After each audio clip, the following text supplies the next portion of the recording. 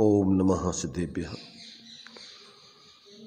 ओम नमः सिद्धेभ्यः। ओम नमः सिद्धेभ्यः। मंगलम भगवान वीरो मंगलम गौतमोगणी मंगलम कुंद कुंदाद्यो जैन धर्मोस्तु मंगलम सर्वमंगल मांगल्यम सर्वकल्याणकारकम प्रधानम सर्वधर्माणां जैनम जयतु शासनम जैनम जयतु शासनम वंदितु सर्वसिद्धे धुवमचलमणोभवं गदिं पत्ते मोच्चामि समय पाहुण मिणमो सुदकेवलीभणिदं नमः समयसाराय स्वानुभूत्या चकाशते चित्स्वभावाय भावाय सर्वभावान्तरच्छिदे।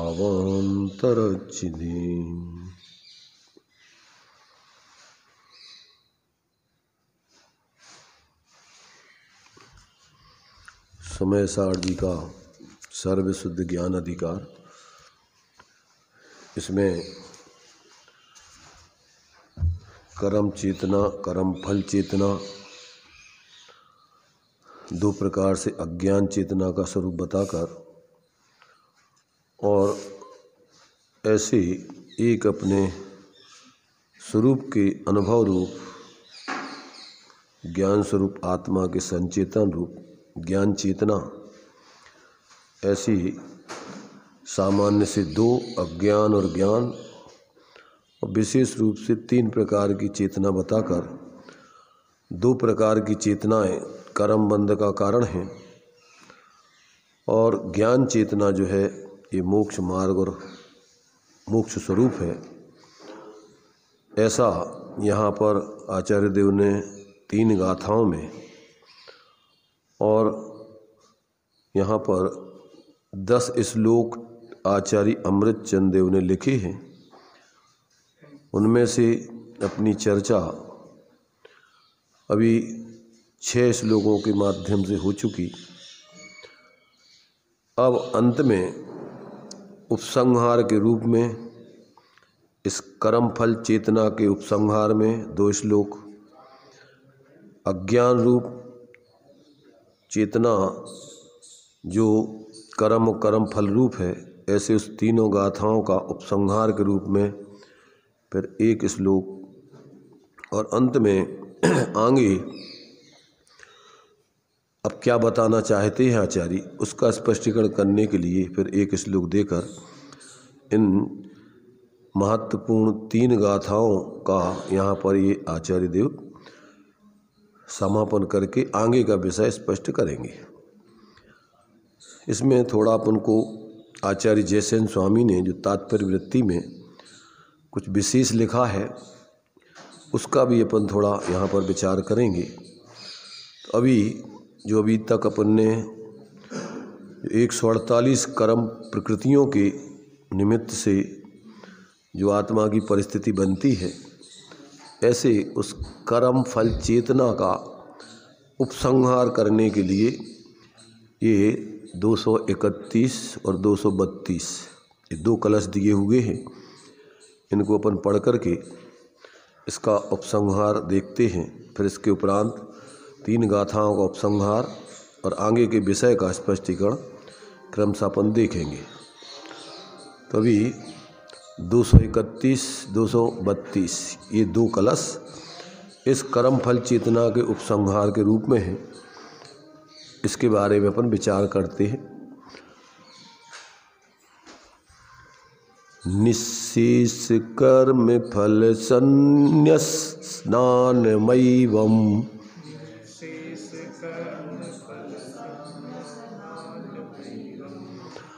सर्वज्ञ क्रियांतर विहार निवृत्त वृत्ति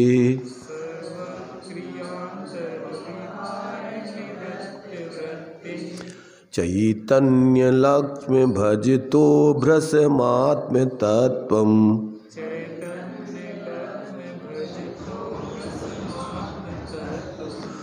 कालावलीय मचलस्य महत्महंता।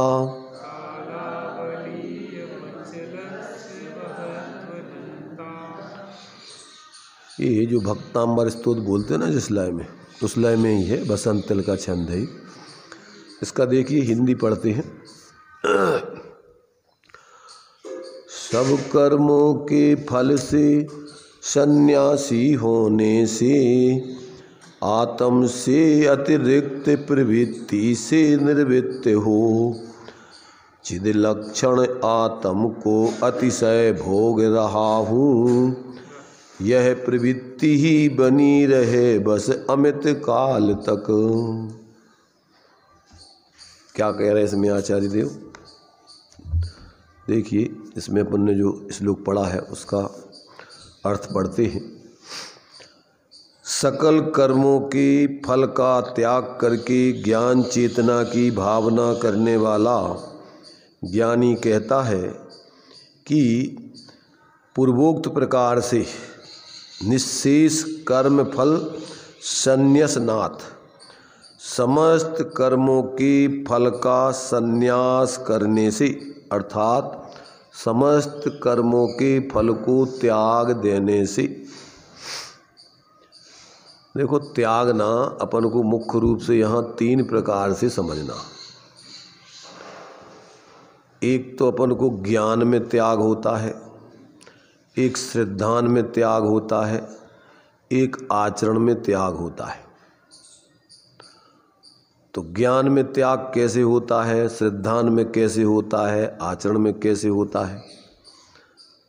तो ज्ञान में अपने से भिन्न जो संयोग और संयोगी भाव आदि हैं वो अपना स्वरूप नहीं है, और ज्ञान से तन्मय रूप रहने वाला जो एक रूप आत्मा है वो ही मेरा स्वरूप है, ऐसा अंतर में झुक करके आत्मा की अनुभूति प्रतीति करके उस रूप ही अपने को जानना, मानना, अनुभव करना, इसका नाम है ये कर्म फल चेतना का संन्यास अथवा त्याग। कर्म फल चेतना में जो 148 कर्म प्रकृतियां हैं वे संयोग रूप हैं, उसके उदय से होने वाली जो परिस्थिति बन रही है वो संयोगी भाव रूप है। कर्म के उदय में संयोगी भाव और संयोग रूप है, ऐसा कहो। अघातिया कर्मों के निमित्त से जो बाह्य संयोग मिलते हैं शरीर आदि, वो भी कर्म का फल है। और जो अपने लिए ज्ञान दर्शन की हीनादिकता होती है और अपने श्रद्धा ज्ञान में विपरीतता होती है और चारित्र में भी जो कसाय आदि की प्रवृत्ति होती है, तो वो अपने लिए क्या है कि उसका अपने लिए पहले तो ज्ञान में निर्णय करके कि ये मेरा स्वरूप नहीं है। हीनाधिकता ज्ञान का जो परिणमन है वो आत्मा की ही कर्म सापेक्ष परिणति है, परंतु वो मेरा मूल स्वरूप नहीं है। मेरा मूल स्वरूप तो एक रूप जो परम पारणामिक भाव स्वरूप चैतन्य आत्मा है, जो कर्म निरपेक्ष है, वो मेरा स्वरूप है।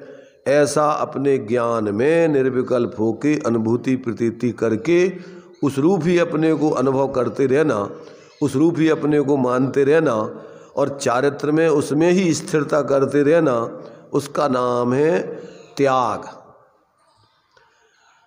संयोग रूप में सब रहेंगे, शरीर रहेगा, बाहर के संयोग रहेंगे, क्षयोपशम ज्ञान आदि रहेगा, आंशिक कसाय भी रहेंगी, पर मिथ्यात और मिथ्या ज्ञान और जितना स्वरूप स्थिरता है उतनी अपनी कसाय नहीं रहेंगी। चारित्र में ज्ञान, श्रद्धान और आचरण में उस प्रकार की विपरीतता खत्म हो जाएगी। अभी जो ज्ञान में अपन अज्ञान दशा में देह जीव को, संयोगों को, संयोगी भावों रूप अपने को, जो अपन 6 डाला में पढ़ते ना, मैं सुखी दुखी रंग राव, मेरे धन ग्रह गोधन प्रभाव, मेरे सुत्तीय में सबल दीन, ये सब अपनी मिथ्या मान्यताएं नहीं रहेंगी। अभी अपन रहेंगे परिवार में, निचली भूमिका है अविरत दशा, देश विरत की दशा, परिवार में रहेंगे, शरीर रहेगा, क्षयोपशम ज्ञान रहेगा, कसाएं रहेंगी, परंतु क्या नहीं होगा, उसमें अपनापन नहीं होगा, उसको अपना स्वरूप नहीं जानेंगे। तो ये जो है ज्ञान श्रद्धान में अपने लिए एकमात्र अपनी जो ज्ञान से तन्मय रूप एक रूप रहने वाली, अथवा 9 तत्वों में जाकर के भी अपने एकत्वपने को नहीं छोड़ने वाला जो आत्मा का द्रव्य स्वरूप है, वो जो है अपना मूल स्वरूप है, वो ही मैं हूँ, ऐसी अनुभूति प्रतीति उसकी निरंतर बढ़ती रहती है। और चारित्र में उसकी आंशिक स्थिरता गुण स्थान प्रमाण बढ़ती है। उतना उतना आश्रव बंध उसके नहीं होता है, उसके संवर निर्जरा होती है, उतना उतना उसके अतीन्द्रिय आनंद बढ़ता है। समझना, धर्म के स्वरूप को समझना, भ्रम में नहीं रहना। भूमिका अनुसार जीवन में उसकी क्या है, निश्चय व्यवहार की जो प्रवृत्ति है उसका संतुलन बढ़तेगा।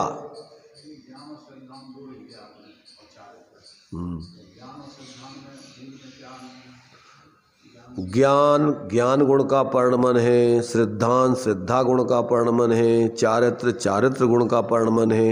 ये सब गुणों का अलग अलग परिणमन है। ज्ञान श्रद्धान में आपको मिथ्यात गया, अज्ञान मिथ्या ज्ञान गया तो सम्यक दर्शन सम्यक ज्ञान हो गया। चारित्र में आपके अब जितनी जितनी स्वरूप स्थिरता है उतना सम्यक चारित्र हो गया, और जितना जितना भी अस्थिरता है उतना उतना विवेक पूर्वक बाहर का परिवर्तन होगा। उसमें आपकी शुभाशुभ रूप प्रवृत्ति बढ़तेगी निचली भूमिका में, ऊपर की भूमिका में अशुभ रूप प्रवृत्ति छूट जाएगी, शुभ प्रवृत्ति के साथ शुद्ध प्रवृत्ति बढ़तेगी। मुनिराजों की दशा 2 प्रकार की रहती है, शुद्धोपयोगी भी मुनि, शुभोपयोगी भी मुनि। अशुभोपयोगी मुनि नहीं होते। श्रावक की भूमिका में अशुभोपयोग भी होगा, शुभोपयोग भी होगा, शुद्धोपयोग भी होगा। यहाँ पर ज्ञान श्रद्धान की मुख्यता है और चारित्र की गौणता है। जितना जितना स्वरूप स्थिरता उतना उतना उसके बाही में निर्वृत्ति पूर्वक स्वरूप प्रवृत्ति चलेगी।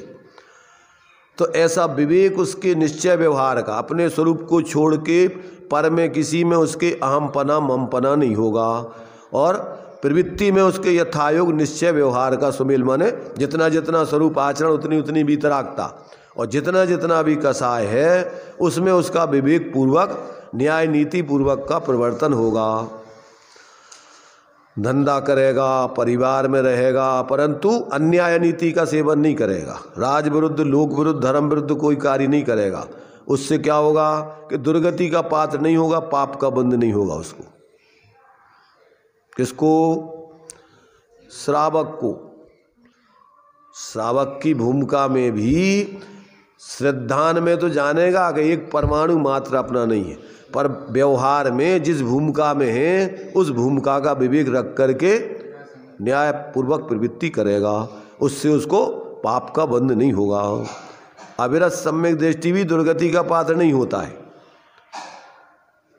वो अनंत आनबंदी जन जो राज विरुद्ध लोक विरुद्ध धर्म विरुद्ध कार्य नहीं करता है, परमार्थ से तो जानता है कि एक परमाणु मात्र अपना नहीं है, परंतु अभी जब तक अभी उतनी अंदर का आत्मबल वीतराग दशा प्रकट नहीं हुई तब तक अपन को विवेक पूर्वक इस व्यवहार में प्रवृत्ति करते हुए रहना है।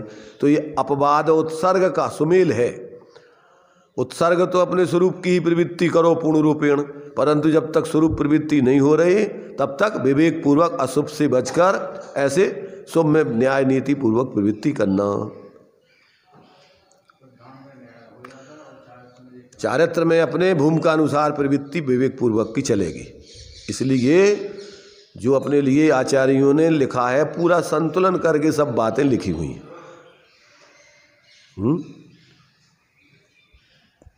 जो अपन को आचार्यों ने संदेश दिया है कि मूल में तो तुम्हारा कल्याण भूदत्थ मत्स्यदो कलु, उसी से सम्यक दर्शन ज्ञान चारित्र निश्चय से होता है।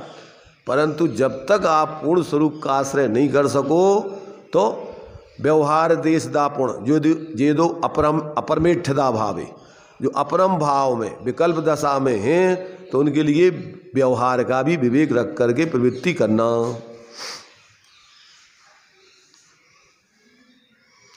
इसका वो उल्लंघन नहीं करेगा, क्योंकि वो समझ रहा है परमाणु से एक परमाणु मात्र नहीं है। परंतु अभी जिस भूमिका में है उसमें अपन को ये सब व्यवस्थाएं अपन को जीने के लिए व्यवहार में है।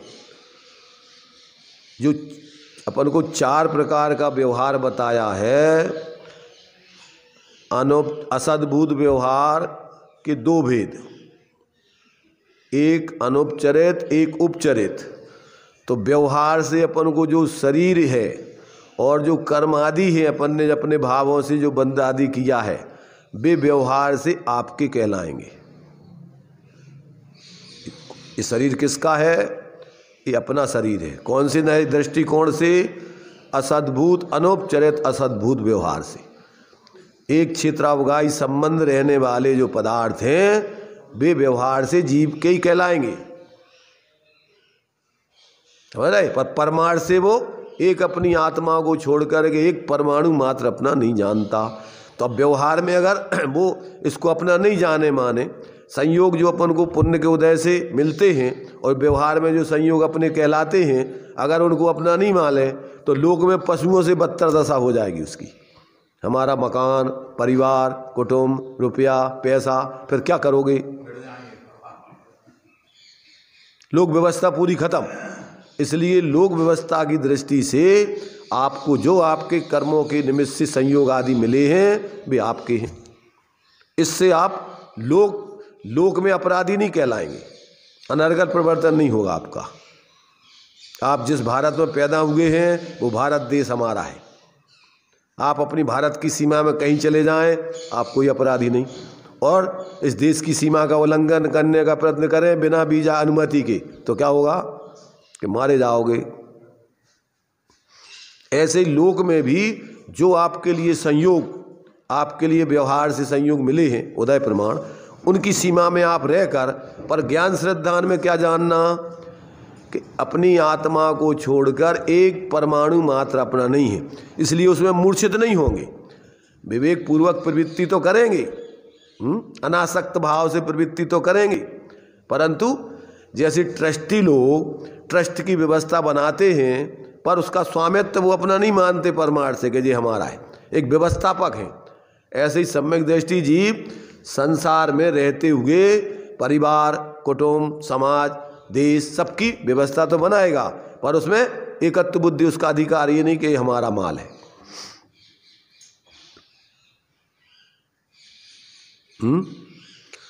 तो ये व्यक्ति को जब तक इस प्रकार से सम्यक प्रकार, तो जो अपन को संयोग मिले हैं बाहर के, वे व्यवहार से अपने ही कहलाएंगे। नहीं कहोगे तो लोक में पागल हो जाओगे। क्या कहा?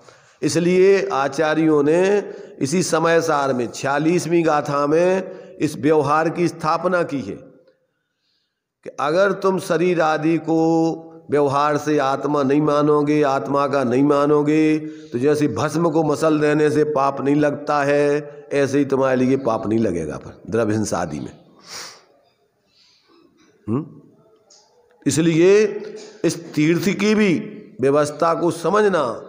अब जब आप स्वरूप में एकाग्र हो जाएं तो जो अपने स्वरूप में, तो अब उसके लिए व्यवहार क्या है? अब व्यवहार उपयोगी नहीं। जो अपरम भाव में स्थित है, व्यवहार बाह्य विकल्पों में है, तो उसके लिए इस व्यवहार का उपदेश है। अपनी व्यवहार की सीमा में प्रवृत्ति करे। मुनिराज है तो मुनिराज की व्यवहार की सीमा क्या है? देखो उतने 4 प्रकार का व्यवहार वहां भी लगेगा। उनके संयोगों में क्या है, उनका व्यवहार का संयोग पिछी कमंडल उनका है।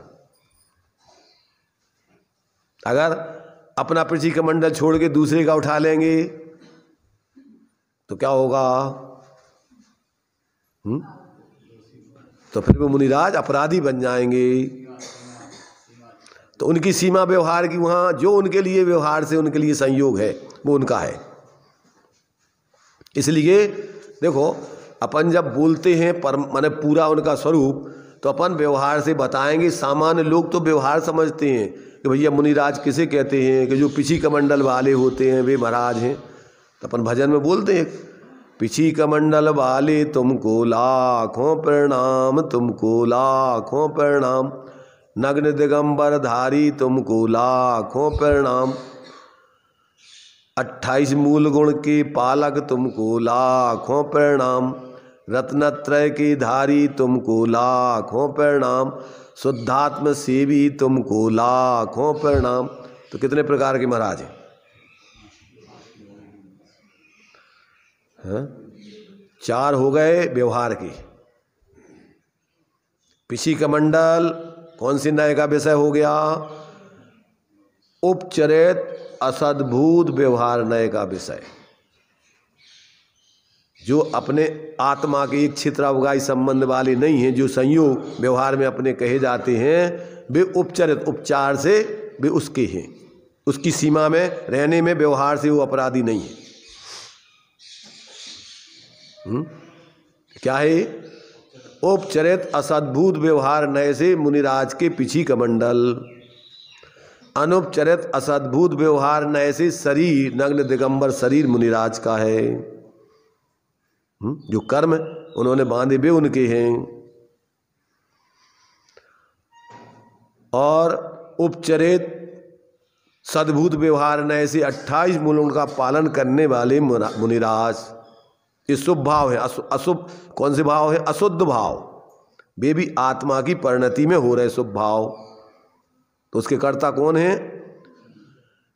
उपचरित सद्भुत व्यवहार नय अथवा अशुद्ध निश्चय नय, पर्यार्थिक नय से वो अभेद वस्तु अपनी सीमा में रहती है, अपने द्रव्य गुण पर्याय में ही वस्तु रह सकती, बाहर नहीं जा सकती।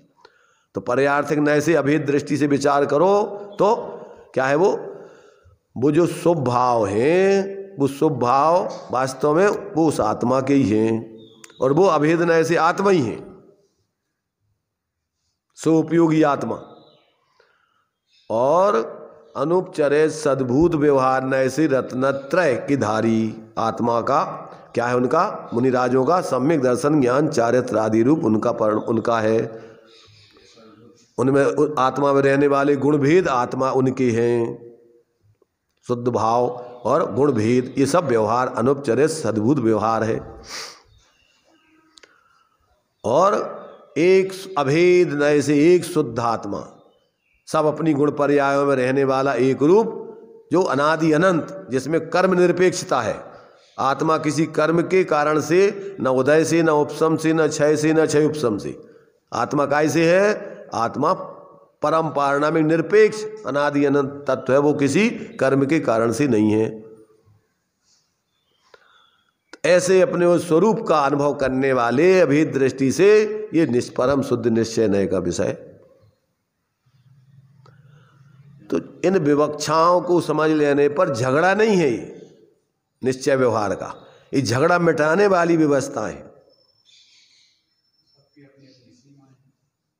उस सीमा में अपन समझो, जिस कथन को जिस विवक्षा से कहा जा रहा है, अपन बात करें व्यवहार की, वो निश्चय की लगा दे वहां झगड़ा खड़ा। और ऐसे जीवन में जहाँ जहाँ जे योग्य हैं तहाँ समझबो ते, और तहाँ तहाँ ते आचरे आत्मार्थी जने। आत्मार्थी का लक्षण क्या है? जो बात जिस विवक्षा से कही जा रही है उसको उस विवक्षा से समझे, और जहाँ जो जीवन में प्रवृत्ति करना है वो प्रवृत्ति करे। अब खाने का समय आया और तुम कहोगे आत्मा खाती पीती नहीं है, क्या कह रहे? आत्मा खाती पीती है कि नहीं खाती पीती?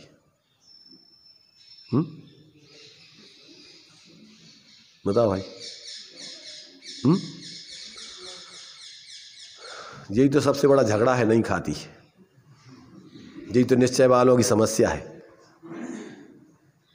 इसलिए तो बोलते हैं कि तुम्हारे बाप खा गए ट्रकों से माल फ्रिजो, जो को खा गो साल भर में कितनों गेहूँ खात, कितनों पानी पियत, और कह रहे कि आत्मा खाती नहीं है। अरे भाई विवक्षाएं हैं ना अपने पास, तो कौन नए पूछो किस विवक्षा से नहीं खाती? किस विवक्षा से नहीं खाती?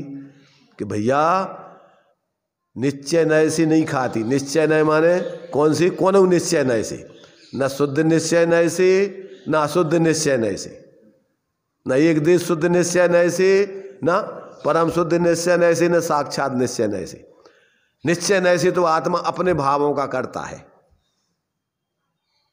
परंतु व्यवहार में खाने का भाव कौन करता है? और जो खाने की क्रिया आदि कर रहा हो वो कौन कर रहा है? और जो वास्तव में अगर ये नहीं मानो तो अपन को उपदेश दिया कि भैया भोजन कैसा करने चाहिए, 46 दोष बिना सुकुल श्रावक तने घर असन को ले तप बढ़ावन हेतु, तो भोजन करते कि नहीं करते महाराज?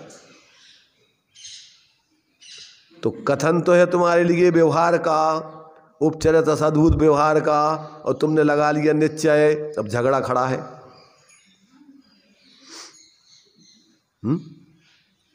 अरे समझ में भाई विवक्षा बताओ ना। अपने यहाँ तो शास्त्रों में सब विवक्षा हैं। अब विवक्षा के बिना तुम कछु कहते रहो, सब झूठा तुम्हारा। निरपेक्ष कथन मिथ्या और सापेक्ष सम्यक ते अर्थकृत। इसलिए आज जितने लड़ाई झगड़े हैं वे काय के हैं? वे मूर्खता के, वो कसायों के झगड़े हैं। वस्तु स्वरूप में जिनवाणी में तो कोई झगड़े का काम ही नहीं।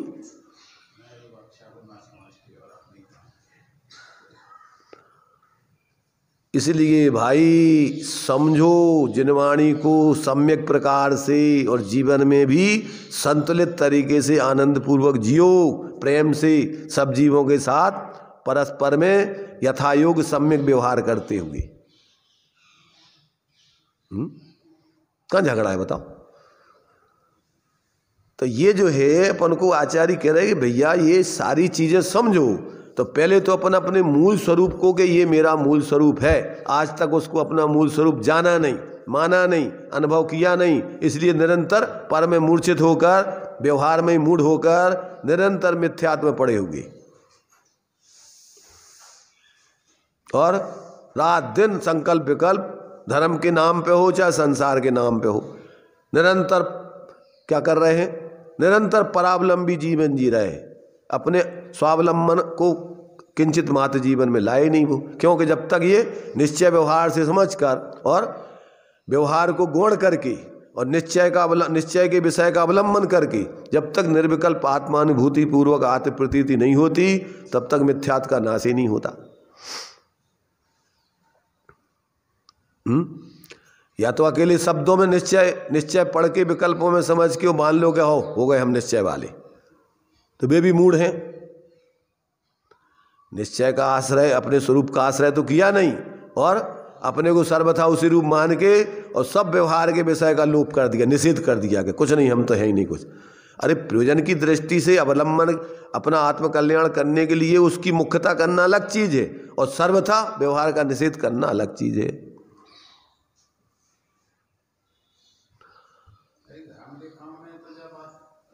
धर्म के काम में नहीं, लौकिक काम में तो सब चतुराई है, अपने सब हिसाब किताब लगा लेते अपन। पर इधर धर्म के काम में सिर्फ अकेले मूड बने हैं। जेको ने जो कछु कही सो उनके पीछे लग गए। देखो अज्ञानी सांप्रदायिक व्यक्ति अपने कसाय का पोषण जहाँ होता, जैसे नेता लोग होते ना, जहाँ उसकी रोजी रोटी बनी, जहाँ उसकी कुर्सी बची, पद मिला, वहाँ पहुँच गया। ऐसे ही जिसका तत्व निर्णय नहीं है, जो सच्चे अर्थों में धर्मात्मा नहीं है, वो ऐसे ही यहाँ पक्षपातों में पड़ा रहता है निरंतर। वो निष्पक्ष होकर और अपना स्वाश्रित जीवन और विवेक पूर्वक सबके साथ आत्मीय व्यवहार नहीं करता। वो क्या कहा? सम्यक दृष्टि किसे कहते हैं? किसे कहते? धर्मात्मा, जिसके जीवन में जीवन में संतुलन होता है, उसके वस्तु स्वरूप का यथार्थ बोध होता है, स्वाश्रय का जीवन होता है और यथायोग बाहर में सम्यक परिवर्तन होता है, कहीं मूढ़ताएं नहीं होती उसके जीवन में, खिंचातानी नहीं होती, किसी के प्रति दुर्भाव तो होते ही नहीं है। जीव मात्र के प्रति मैत्री भाव, विपरीत बुद्धि है, तीव्र कसाई है और घृत मिथ्यात आदि का सेवन कर रहा है तो मध्यस्थ भाव है, उसके प्रति दुर्भाव करने का तो विधान ही नहीं है और जबरदस्ती कोई किसी को सुधारने की व्यवस्था तो है ही नहीं। ज्ञानी कहते हैं कि तूने सही बात मानी तो शाबाश, और नहीं मानी तो क्या करना, गुस्सा आता है पकड़ के मारेंगे, सिर फोड़ेंगे कि भैया तेरी होनहार जैसी है तू जान, हम क्या करें। भाई तू अगर मानेगा तो तेरा कल्याण, हमारा क्या है उसमें, और नहीं मानेगा तो तेरा कल्याण, और उसका परिणाम तू भुग ही रहा है, हमें क्या कहना है। हमारी भावना तो ये है कि तू समझ के अच्छे से आनंद से जीवन जी।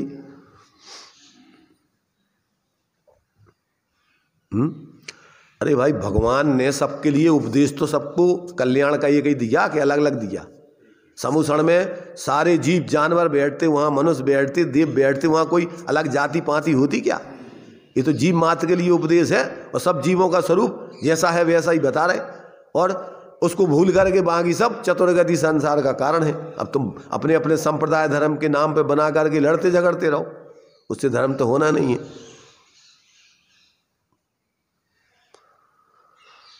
तो देखो भाई, ये मार्ग भगवान जिनेंद्र का इतना निर्दोष, इतना पवित्र जीव मात्र के कल्याण के लिए है, परंतु जीव ने अनादिकाल से वास्तव में ऐसे सम्यक मार्ग को समझा नहीं, सुना नहीं, उसको जीवन में अपनाया नहीं, इसलिए आज तक ये दुर्दशा उसकी हो रही है।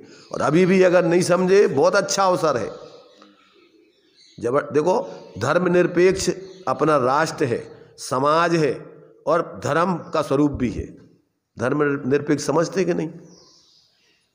धर्मनिरपेक्ष का मतलब धर्म रहित नहीं, धर्मनिरपेक्ष का मतलब आप जो धर्म का स्वरूप समझते हो, आप अपने लिए स्वतंत्र हो उस जीवन में अपनाने के लिए। कोई आपको बाधा नहीं पहुंचा सकता, कोई आपको जबरदस्ती नहीं करा सकता है, पर सीमा है उसकी कि आपका धर्म दूसरे व्यक्तियों के लिए व्यवधान पैदा करने वाला नहीं होने चाहिए। जहां अगर दूसरे व्यक्तियों को व्यवधान तुम्हारा धर्म करेगा तो वो धर्म नहीं हो सकता है। आप अपने आत्म शांति के लिए जो भी तुम्हारे लिए उचित ज्ञान में लग रहा है आप सेवन करो उसका। तो अपना राष्ट्र धर्म निरपेक्ष है, कोई जबरदस्ती किसी को कोई धर्म संप्रदाय में शामिल नहीं करा सकता है। और समाज में भी अपन जो व्यवस्था है, शादी होती है तो धर्म निरपेक्ष शादी होती है। लोक दृष्टि से हम आपके साथ व्यवस्था एक दूसरे के संयोग के लिए ये अपन शादी कर रहे हैं, संबंध बना रहे व्यवहार से। परमार्थ से धर्म के लिए हम स्वतंत्र हैं, धर्म के लिए तुम स्वतंत्र हो। 7 भावनें पड़ती, 7 चक्कर लगते, तो 6 चक्कर तक तो पत्नी आगे रहती है और 7वें चक्कर में पति को आगे होना पड़ता है। क्यों ऐसा, क्यों भैया? ऐसा क्यों? 7 तत्व होते हैं, 7 तत्व। तो मोक्ष तत्व पत्नी नहीं जा सकती, मोक्ष तत्व की सिद्धि पत्नी नहीं कर सकती। संबंध निर्जरा तक तो पत्नी साधना कर सकती, आगे तुमसे आगे रहकर कर सकती, परंतु अभी मोक्ष में अभी इस पर्याय में नहीं जा पाएगी, इसलिए इसके लिए तुम आगे हो जाओ। अभी तुम नेतृत्व करना। काय के लिए लगाते अपन चक्कर, बताओ? यहाँ से घुमाते थे अकेले, घुमा दे पंडित जी ने, घूम गए अपन है? उसमें उस 7 वचनों में एक वचन रहता है कि आप धर्म के लिए बाध्य नहीं कर सकते। अगर आप गलत धर्म में हो तो हम आपके हिसाब से नहीं चलेंगे। हम निरपेक्ष हैं, हमें वैराग आ जाएगा और तुम कहोगे नहीं हमने शादी करी है, संग रहने पड़े, हमें वैराग आ जाएगा, उस दिन छोड़ के हम चले जाएंगे घर, तो हमें बंधन में नहीं कर सकते, रोक नहीं सकते।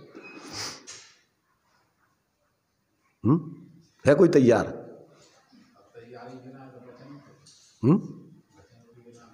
तो वही के लिए अपन ने पहले शादी करते समय अपन ने वचन दिए लिए एक दूसरे के, भैया इसमें आप व्यवधान नहीं कर सकते, आप लिखित है, आपको जो है माने गवर्नमेंट की तरफ से, न्याय की तरफ से आपको कि हाँ भाई आपने वचन दिए थे, अब ऐसा नहीं कर सकते आप।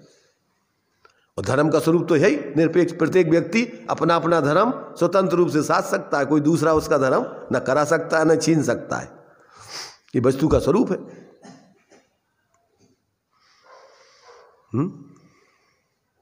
दे रही है सुनाई किसी को? सुनाई दे रहा हो किसी को कि नहीं? समझ में आ रहा हो किसी को? कोई को नहीं? अरे भाई जीव स्वतंत्र है, प्रत्येक द्रव्य स्वतंत्र है, ये व्यवहार में सब अपना निमित्त नैमित्तिक संबंध है, परमार्थ से कोई किसी का करता धरता नहीं है। अपनी करनी आप करें, अपनी करोगे अपनी भोगोगे, आप अकेला अवतरे मरे अकेला हो, यों कबो जीव को साथी सगाना को, ये शरीर ही संयोग है, तुमने जो भाव किए उसके निमित्त से मिला है।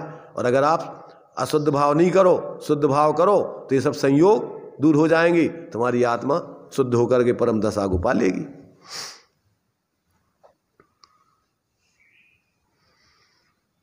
कितनों को सुनाई दे रहा है, कितनों को समझ में आ रहा है, कितने जीवन में अपना रहे हैं, ये तो प्रत्येक व्यक्ति अपनी अपनी गिरीबान में झांके। तो क्या कह रहे हैं यहाँ पर आचार्य देव?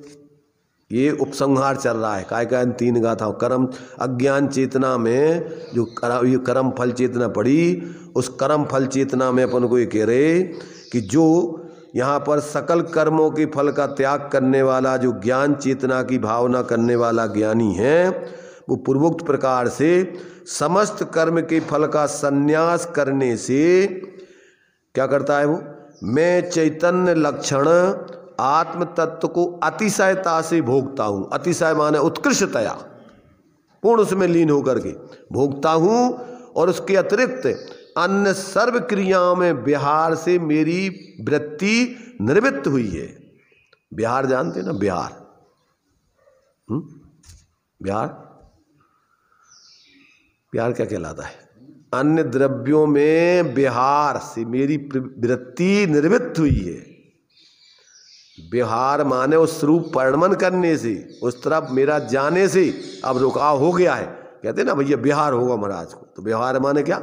चल दिए वहां से। तो ऐसे ही अपने स्वरूप को छोड़ के अब कहते हम बाहर में कहीं विहार नहीं करेंगे, अब तो अपने अंदर में ही विचरण करेंगे।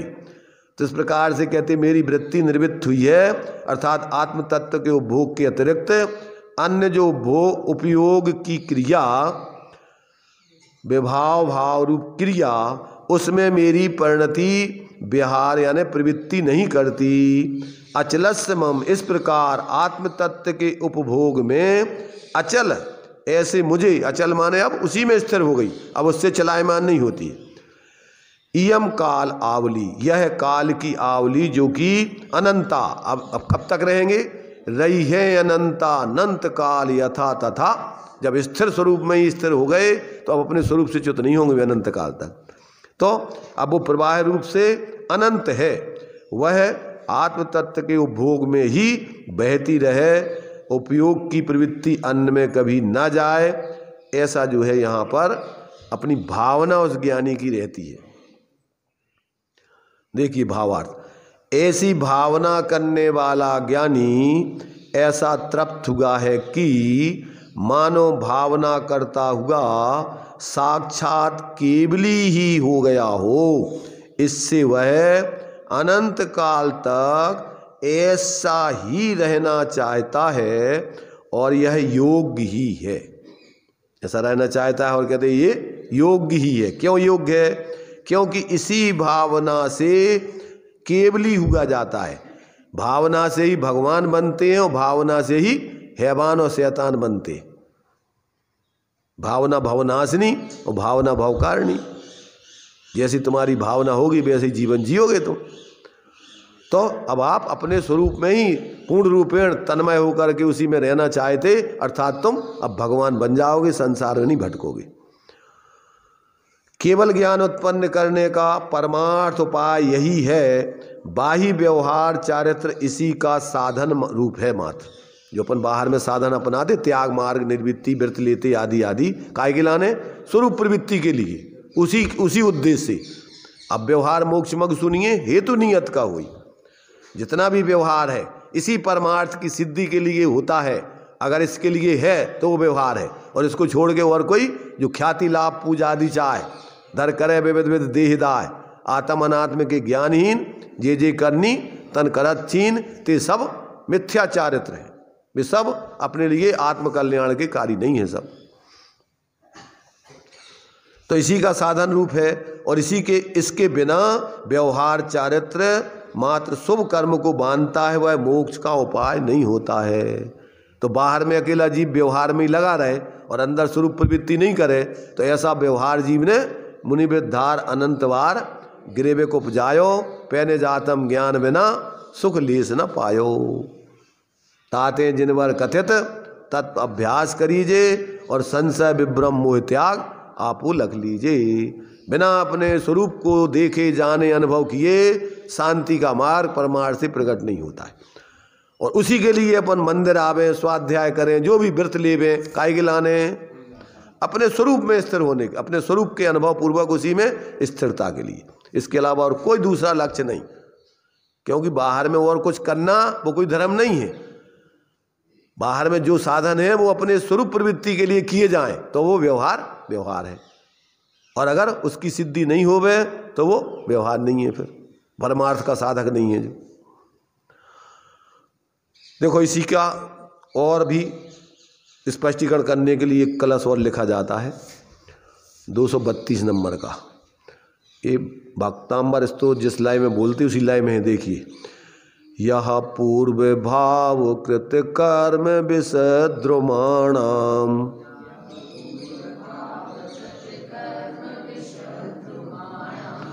भुक्ति फलानि न खलु स्वत एव तृप्ता,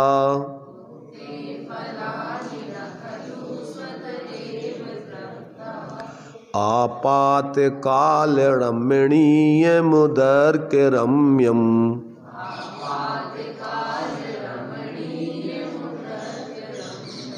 निष्कर्म सर्म मयमीति दशांतरम सह।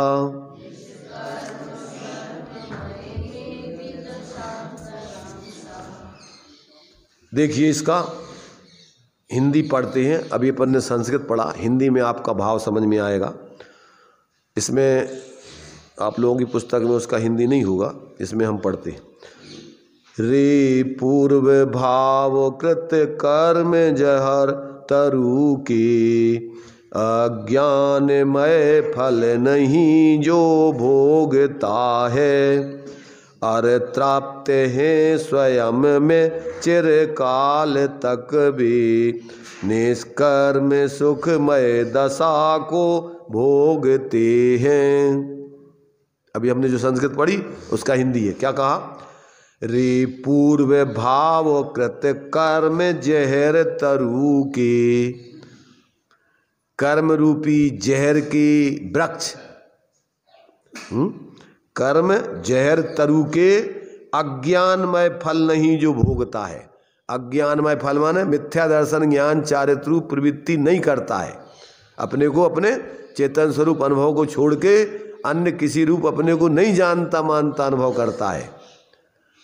उसको ये चतुर्गति में जन्म मरण जहर खा करके जैसे मरते हैं ना जीव, ऐसे ही इसको अगर कर्म के फल में जुड़ करके अगर मोह राग द्वेष आदि के भाव करता है तो आगे के लिए जन्म मरण का चक्र उसका छूटता नहीं है।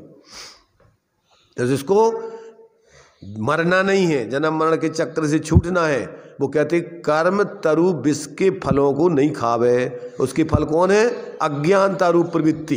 अज्ञानता रूप प्रवृत्ति वो कर्म के विस्फल हैं, कर्म के उदय में जुड़ने से होते हैं ये भाव, मिथ्यात अज्ञान कसाय आदि के। और जितने भी कसाय के परिणाम हैं और अपने लिए सुख दुख आदि के परिणाम हैं वो सब कर्म के उदय में होते हैं। दो प्रकार का ज्ञान बताया अभी, एक कर्म चेतना रूप और एक कर्म फल चेतना रूप। तो ये अपने स्वरूप का जो इस प्रकार से संचेतन करते हुए इस कर्म के उदय में नहीं जुड़ते, वे कहते हैं कि संसार के पात्र नहीं होते, वे परम सुख को भोगते हुए अनंत जीवन प्राप्त कर लेते हैं। कोई परिस्थिति आए उसमें अपन जुड़े नहीं, कौन क्या कह रहा है वो तो निमित्त मात्र है। मूल में तो तुम अगर अज्ञानता को धारण किए हुए होगे तो उसके कहने में लग कर के तुम परिणाम बिगाड़ोगे। उनने कह दिया, इनने कह दिया, अरे वे तो अपनी कसायों से खुद परेशान है। कौन क्या कहता है? कोई किसी से कुछ नहीं कहता है। कोई कह रहा हमें इनने हमें गाली दे दी, तो वो तो गाली का अर्थ होता है गा करके स्वयं लेता है, वो तुम्हें नहीं दे सकता है। गाली किसे कहते? गाली गा करके ले ली उसने खुद ही। अब तुम अगर नहीं लो तो अच्छा देखो, अगर तुम्हें कोई चीज देना चाह रहा है और तुम नहीं लो तो कहाँ जाएगी वो चीज? तो तुम्हें अच्छी लगती है तो ले लो गाली। और ज्यादातर लोग क्या करते, गाली तो ले लेते हैं, पर अब ये जिनवाणी की बातें, अमृत बातें नहीं लेते, जेते ही छोड़ जाएंगे और गाली की बात नहीं भूलेंगे कभी जिंदगी भर। वो धर लेंगे धारणा में, हमने उनने हमसे ऐसी कही थी, हम तो उनको तुम्हारा मुँह टेढ़ो होते रहे हमेशा, आप देख देख करके। और जिनवाणी को सुन के कि भैया हम तो ची भी आए, हमारे ज्ञान में कछु आउते नहीं है, कोई हमें कछु दे ही नहीं सकत, आज तक हमें कोई न कछु दऊ नहीं है। भ्रम है ये तो।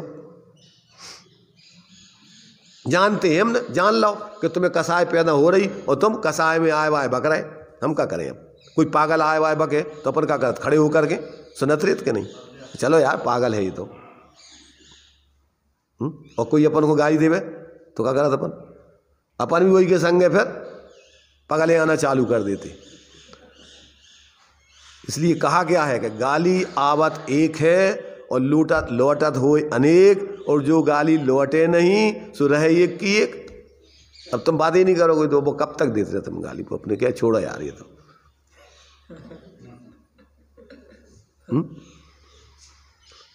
समझो विधि आनंदमय जीवन जीने की, कि अपन अप्रभावित रहे, सबसे ज्ञाता रहे। जान लो कि भैया हो इको कसाय पैदा हो रही, अब क्या करें? अगर उसकी देखो गाली देवे से अगर वो उसकी कसाय शांत हो जाए तो भैया दे ले तू, चल हम का जा रहा हूँ।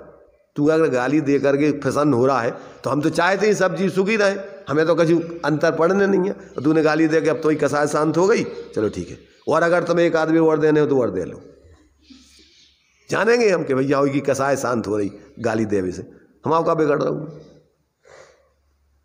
क्या कोई तैयार गाली सुन में? गाली सुन में तैयार हो कि नहीं? देखो रिश्तेदारी, देखो मित्रों में गाली चलती है, बुराई नहीं मानते। बिना गाली नहीं देवे तो मित्रता ही नहीं मानी जाती। अरे यार तुम बहुत नाटक करते हो। और जब शादी होती है तो गाली देवे को बोला हुआ इसलिए दिया जाता है कि इसकी हमारी जो है ये पक्की रिश्तेदारी है, कच्ची। अगर गाली सुनने से बुराई मान जाए तो रिश्तेदारी कच्ची मानी जाएगी। अगर गाली सुन के और मिठाई बंटवाए तो समझ लो कि हाँ अब हमारी रिश्तेदारी पक्की हो गई। होत क्या नहीं होत? गाली को बोला हुआ था हो जा तो परीक्षा करी जाती कि हमारी रिश्तेदारी पक्की भाई क्या कच्ची है। जाए थोक में गाली दिलाई जाती, जितनी जो मन में आए गाली दे अलग से बुलाए जाते हो।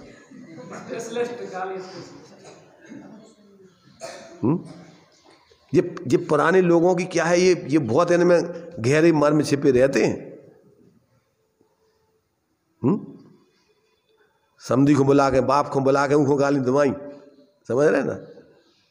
जब बाप को गाली सुन नहीं दिए थे भाई और कोई को गुस्सा नहीं आई और बाप भी प्रसन्न हो कि चलो ठीक है भैया अपने ही तो अब अपने ही आए, अब गाली दे रहे हैं तो क्या है? अपने लोग हैं, अब क्या हो, दूसरे थोड़ी आए किसी को। तो अपन को अपने लोगों से अपन को बुराई नहीं होती। मित्र होते तो गाली देते तो अपन को कोई बुराई नहीं लगा। तो देखो जिसको ज्ञानी हो जाता है उसकी तो मैत्री भाव जगत में सब जीवों से हो जाती है। तो अब उसको तो किसी जीवों की परेशानी अपन को कोई तकलीफ पैदा नहीं करती, और बल्कि उसकी परेशानी मिटाने का भाव होता मित्र का कि भैया इसकी परेशानी मिट जाए, अच्छी बात है। तो इसमें देखो, इसमें अपने लिए क्या दिया कि जो कर्म के उदय में जुड़ता नहीं है और सहज अपने ज्ञाता रूप रहता है, उसको आगे कर्मों का आश्रयबंध नहीं होता, वो संसार में जन्म मरण के चक्कर से छूटता है। देखो इसमें अर्थ पढ़े अपन। पूर्व भावकृत कर्म विष द्रुमाणाम फलानी या न भुंगते। पहले अज्ञान भाव से उपार्जित कर्म रूपी विष वृक्षों के फलों को जो पुरुष यानी उसका स्वामी नहीं भोगता और खलु स्वतः एव तृप्ता, वास्तव में अपने से ही अपने स्वरूप से ही तृप्त रहता है, माने अपने में मस्त रहता है, उसको का पड़ी दूसरों की सुनने की। तो कहते हैं वो अपने में ही तृप्त रहता है। सा आपात काल रमणीयम उदर्क रम्यम निष्कर्म सर्वमयम दशांतरम एति। वह पुरुष जो वर्तमान काल में रमणीय है, उसको ज्ञानमय दशा निष्कषाय दशा, वर्तमान में भी शांति, अपन को कषाय पैदा नहीं हो तो अपन को क्या है, आनंद है कि तकलीफ है? वर्तमान में भी कहते वो आनंदमय है, रमणीय है, और भविष्यत काल में भी जिसका फल रमणीय है। अब आगे भी कोई समस्या नहीं, तुमने गाली नहीं दी तब वो तुम्हारा शत्रु नहीं बनेगा, अब आगे तुम्हारी समस्या नहीं, तो ये चलो क्या करने अपनो उदय हतो। अब सीता जी को जंगल भेजा तो किसने भेजा? रामचंद्र जी ने कि उनके कर्मों ने? है, अगर उनने भेजा होता तो सीता जी को गुस्सा आता। सीता जी समझदार थी, सम्यक दृष्टि थी, तो उनने क्या किया? अरे उसको समझाया, किसको? जो भेजने के लिए भेजा था, कृतांत भक्त। वो बेचारा बहुत दुखी हो रहा था, तो भैया तुम दुखी मत हो, और तुम्हारा इसमें कोई दोष नहीं, ये तो हमारा ही पूर्वकृत कर्म का उदय है। और हमारे स्वामी से भी कह देना कि भैया देखो, अब तो अपने तुमने दूसरों के कहने से ऐसा कर दिया, अब दूसरों के कहने से तुम धर्म मत छोड़ दियो है, जो तो ठीक है, इसमें कोई बात नहीं, हमारा उदय निमित्त बनो हुए, परंतु अब ऐसा तुम और दूसरों के कछु कहवे से तुम धर्म छोड़ करके अधर्मात्मा मत बन जाना। संदेशा उनने ये भेजा, ये नहीं भेजा कि तुमने हमारे संग ऐसो करो, हम तो तुम्हारे पीछे मर गए, तुम्हारे लाने 14 वर्ष को वनवास, और हम तुम्हारे पीछे लगे रहे, और तुमने हमें जंगल भेज दो, बताओ। तो उन्होंने कहा भैया इसमें कुछ नहीं है। तो विवेकी व्यक्ति किसी भी परिस्थिति में अपने परिणाम नहीं बिगाड़ता। रामचंद्र जी किसी से लड़े नहीं कि हमें तुम अभिषेक की तैयारी कर रहे थे तो हमें जंगल, हम नहीं जाएंगे जंगल, तुम्हें जाने तुम जाओ, तुमने अपराध करो, हम क्यों जाएं जंगल? गलती कौन की थी? प्रतिज्ञा कौन ने वचन दो? तो रामचंद्र जी ने। तो तुमने वचन दो, तुम निभाओ, हम क्या करें उसमें? पर उन्होंने कहा कि नहीं, इनकी समस्या अगर इससे सुलझ रही है तो अपन चलो भाई।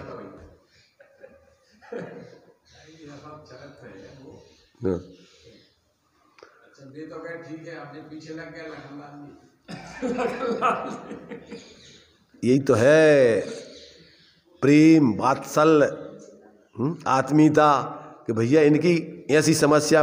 भाई क्या है, मित्र की परीक्षा कब होती है? पत्नी की, अपने सहधर्मी की या साथी की परीक्षा कब होती है? 4 की परीक्षा बतलाई उसमें, काय की? धीरज, धर्म, मित्र, अरु नारी, आपतकाल परख ये 4 ही। विपत्ति काल में परीक्षा होती है तुम्हारे धैर्य की, कि तुम कितने धैर्यवान हो, तुम कितने धर्मात्मा हो। हैं, जब अच्छे बढ़िया पुण्य को उदय है, जब तक तो तुम बढ़िया तिलक मिला के बढ़िया धर्मात्मा देख रहे, और पाप के उदय में कि बाहर में कहो हम तो मर गए कर तो हमें कछु नहीं, हम नहीं करने, अब हम नहीं जाने मंदिर अब। तो तुम्हारी परीक्षा आपत्ति पाप के उदय में तुम्हारे धैर्य की, तुम्हारे धर्म की, तुम्हारे मित्र की, तुम्हारे जीवन साथियों की परीक्षा कब होगी? प्रतिकूलता आए, पाप को उदय आए, और फिर भी वो अपने उस सहज मैत्री भाव धर्म को, तुम्हारे सहचारी धर्म को, तुम्हारे अंदर धैर्य को, तुम्हारा वस्तु के स्वरूप की साधना को, तुम्हारी उस समय परीक्षा होगी कि इन विपरीत विसंगतियों में तुम सहज अपनी आत्माराधना करते रहें, सहज अपने व्यवहार में जीते रहें। ऐसा जो है यहाँ पर जो व्यक्ति इस प्रकार से कहते हैं कि उस कर्म के उदय में न जुड़कर परिणाम नहीं बिगाड़ के सहज शांत अपने ज्ञाता दृष्टा स्वरूप की आराधना करता है, वर्तमान में वो रमणीय आनंदमय, भविष्य काल में भी जिसका फल रमणीय है, ऐसे निष्कर्म सुखमय दशांतर यानी ऐसी दशा अंतरात्मक यानी जो संसार की दशा से अंतर रूप अलग है, ऐसी दशांतर को प्राप्त होता है, अर्थात जो पहले संसार अवस्था में कभी नहीं हुई थी, ऐसी भिन्न प्रकार की कर्म रहित स्वाधीन सुखमय आत्मिक ऐसी दशा को प्राप्त होता है। इस प्रकार ज्ञान चेतना की भावना का फल यह है, यह भावना जीव उस भावना से जीव अत्यंत तृप्त संतुष्ट रहता है अन्य तृष्णा उसको उत्पन्न नहीं होती है, और भविष्य में केवल ज्ञान उत्पन्न करके समस्त कर्मों से रहित ऐसी मोक्ष अवस्था को प्राप्त करता है। इस प्रकार पूर्वोक्त रीति से कर्म चेतना और कर्म फल चेतना के त्याग की भावना करके अज्ञान चेतना के प्रलय को प्रकटतया नचाकर अपने स्वभाव को पूर्ण करके ज्ञान चेतना को नचाते हुए ज्ञानी जन सदा काल आनंद रूप रहो, इस उपदेश का दर्शक ये काव्य। यानी अब अंत में एक काव्य दिया है पूरे अज्ञान दशा के अभाव का, ऐसा आचार्य देव का आशीर्वाद है। कौन सा काव्य? ये 233 नंबर का काव्य है। पढ़े हैं? उपसंहार ये नहीं पढ़ा अभी 32 का पढ़ा है, ये 33 का है आगे का। देखो पढ़ लेते हैं, उपसंहार का है, फिर आगे की चर्चा चलेगी फिर आगे के लिए, क्योंकि नहीं आगे जो है आगे का विषय है, इसमें अपना पूरा हो जाएगा ये। देखिए, अत्यंतम भावयित्वा विरतिमविरतं कर्मणस्तत्फलाच्च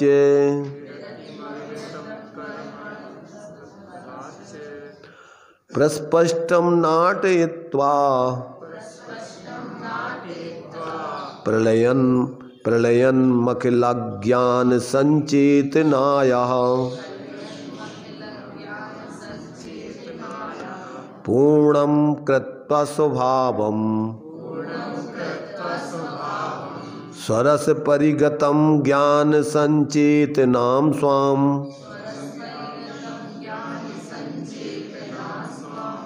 सानंदं नाटयन्तः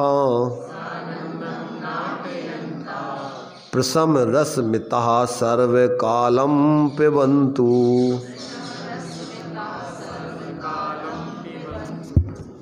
देखो आचार्य देव अब आशीर्वाद दे रहे हैं।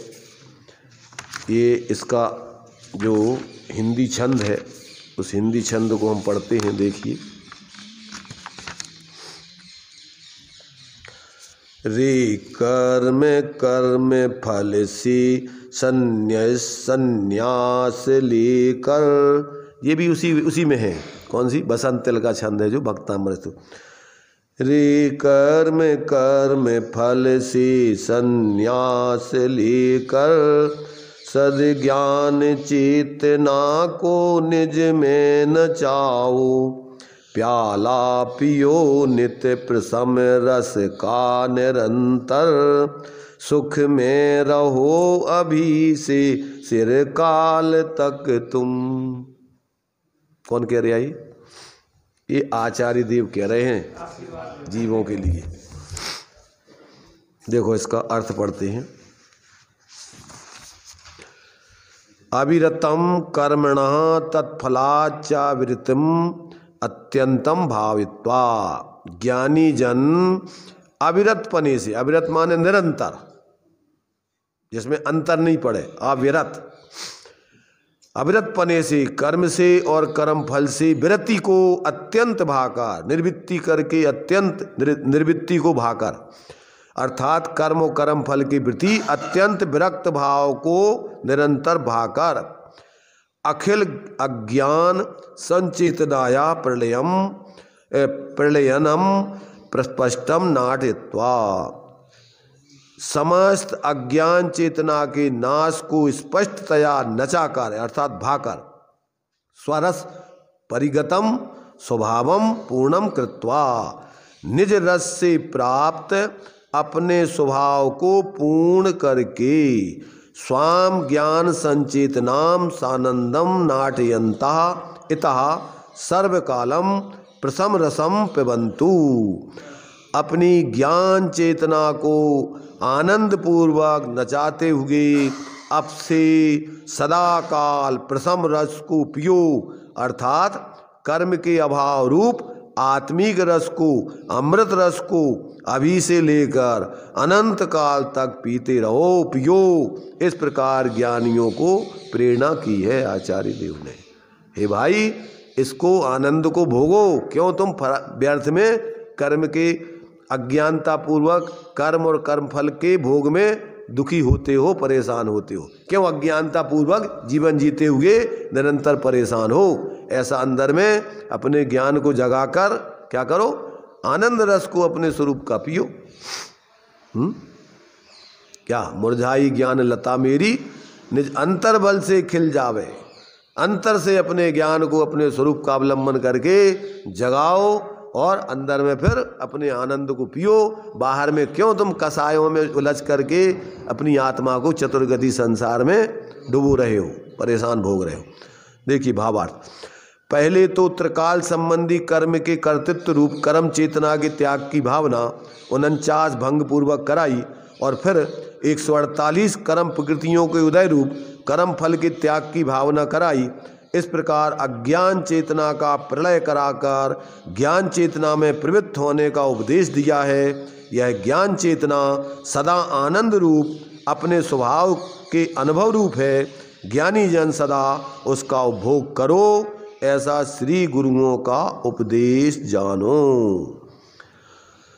इस प्रकार से अब क्या है, यह सर्वशुद्ध ज्ञान अधिकार है, इसलिए ज्ञान को कर्तृत्व भोक्तृत्व से भिन्न बताया। अब आगे की गाथाओं में अन्य द्रव्य और अन्य द्रव्यों के भावों से ज्ञान को भिन्न बताएंगे। ऐसा जो है आगे, अब ये इन आगे की गाथाओं से संबंधित कलश है। तो आचार्य देव की कितनी पवित्र भावना है और सभी ज्ञानियों की भावना रहती है कि सब जीव क्या करें, अपनी मूर्खता को छोड़कर विवेक को जागृत करके और बढ़िया आनंदमय स्वपरहित का जीवन जिए, खुद आनंद में जिए और दूसरे जीवों को भी आनंद बांटें। जैसे फूल होता है तो खिलता है तो खुशबू खुद ही लेता है कि दूसरों को भी बांटता है। ऐसे ज्ञानी स्वयं अपने ज्ञानमय आनंदमय जीवन को जीते हुए जो उनके सानिध्य में आते हैं, सबके लिए ऐसे ज्ञानानंद का क्या करते हैं, प्रसाद बांटते हैं कि भैया तुम भी ऐसा आनंदमय ज्ञानमय जीवन जियो। इसी में वास्तव में अपने आत्मा का, अपने मानव जीवन का हित है, सफलता है। इसके अलावा और इस जीवन को ऐसे अज्ञानतापूर्वक जीने में कोई दम नहीं है।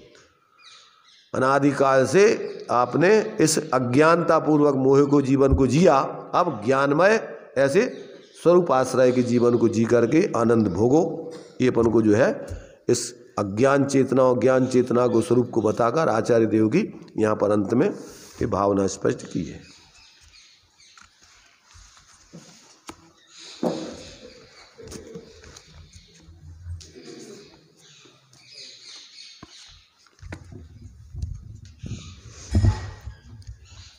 उछलता मेरा पौरुष आज, त्वरित टूटेंगे बंधन नाथ। अरे तेरी सुख सैया बीच होएगा मेरा प्रथम प्रभात। प्रभो बीती विभावरी आज, हुआ अरुणोदय शीतल छाँव। झूमते शांति लता के कुंज, चलें अब हम अपने उस गाँव। चलो चलें सखी अपने देश, बहुत रह लिया अब परदेश। नहीं लगता आपको आचार्य देव जिस देश में बुलाना चाहते हैं, जिस आनंद के देश में, जहाँ पे बस एक अमृत ही अमृत पिया जाता है। विष छोड़ दिया अमृत पीना है, विष छोड़ दिया अमृत पीना है। हम अमृत पीते रहते हैं और मस्त रहते हैं, और मस्त रहते हैं, और मस्त रहते हैं। हम मस्त रहते हैं, सुख आते हैं में दुख आते हैं, इन आते जाते सुख दुख में हम मस्त रहते हैं। हम कर्म चेतना, कर्म फल चेतना, समस्त कर्म रूपी विश्व वृक्ष के फलों को छोड़ के हम तो एक ज्ञान चेतना में अमृत पी रहे हैं। आचार्य देव कह रहे हैं और वो कह रहे हैं कि तुम भी उसको पियो। नहीं लगता कि हम जहर पी पी के क्यों मर रहे हैं, इतनी अमृत बट रहा है चारों ओर, उसके बाद भी। लेकिन अब जो अभी तक जो हुआ सो हुआ, बीतीता है विसार के, आगे की सिद्ध ले। अब बस हम उन सिद्धों के गांव में चले, हम सब सुखी हों इसी मंगलमय भावना से।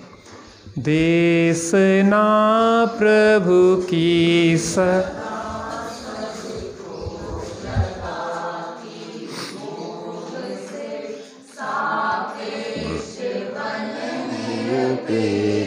चिन्ह दिखाती निज विभव, भविजाद कर लखते प्रथ चैतन्य निज जगत से तज्ञ बन फिर नमन कर मात श्री को भाव।